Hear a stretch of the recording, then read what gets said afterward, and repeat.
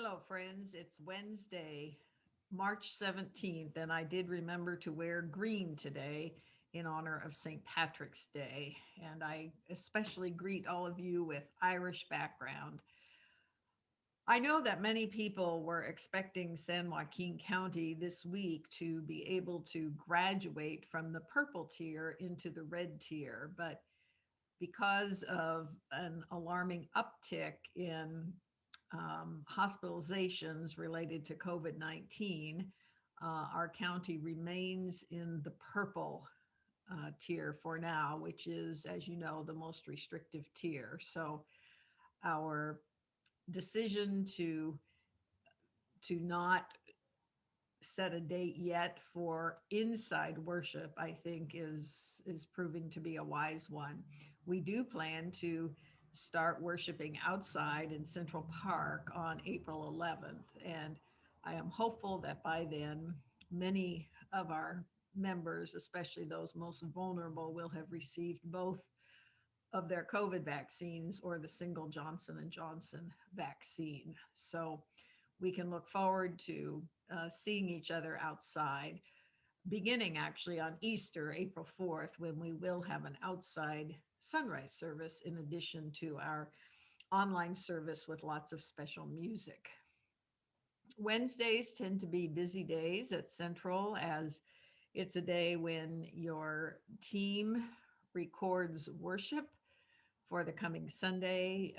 It's often a morning when our food pantry volunteers are here, Michael Garcia, and helped by Marianne Cox, making sure that we have some food bags prepared to give out to those in immediate need.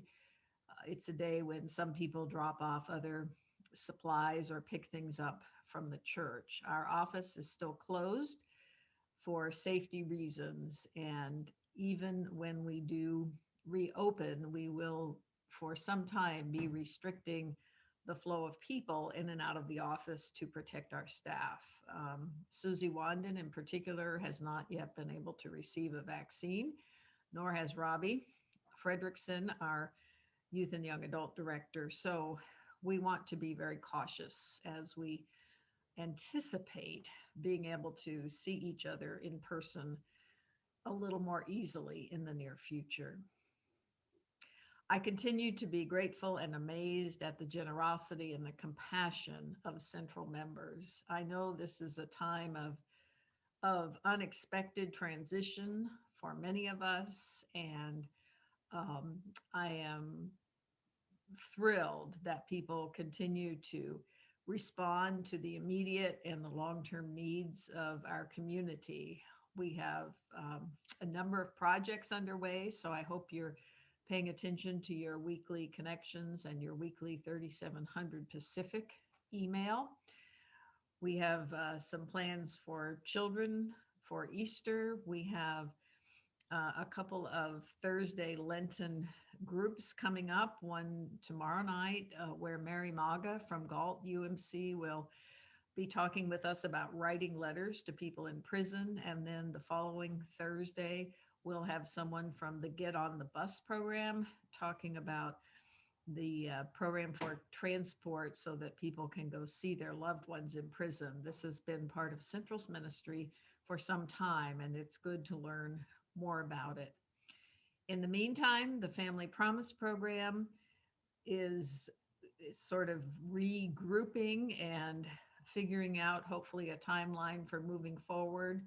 We are a host church for Family Promise, and so when it is safe to do so and the program is ready, we will once a quarter be housing people for a week in our building. We plan to use the fellowship hall for this, and we will need lots of help as we welcome overnight visitors, a maximum of 14 people, into our space. This has been an enormously successful program, and the last I heard, the average stay for a family in this church or faith community housing program was 2 months, meaning that after 2 months of receiving shelter and food and support towards self-sufficiency from the faith community, the family was able to move on into more permanent housing. So it's a very encouraging program and a way that we can make a real impact, a lasting impact on the lives of people in our community who struggle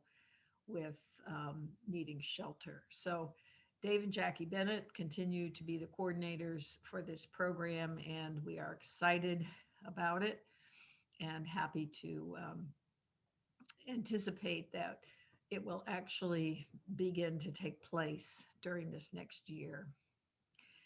I spoke with our bishop on Saturday. She called me and we had a good talk. She and Jan R. and I.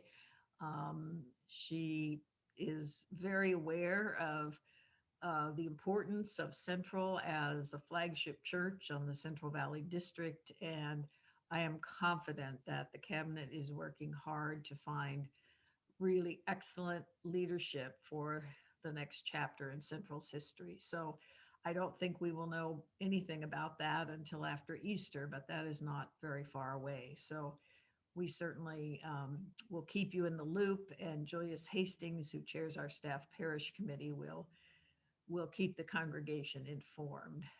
Our lay leader, John Bradbury, commented the other day that with Alan's retirement and now my retirement, it feels a little bit like the wheels on the bus are starting to fall off. And while it's a great image, and I know, believe me, I know how hard change can be. I believe that this is actually a pivotal point in Central's history. The congregation is really poised to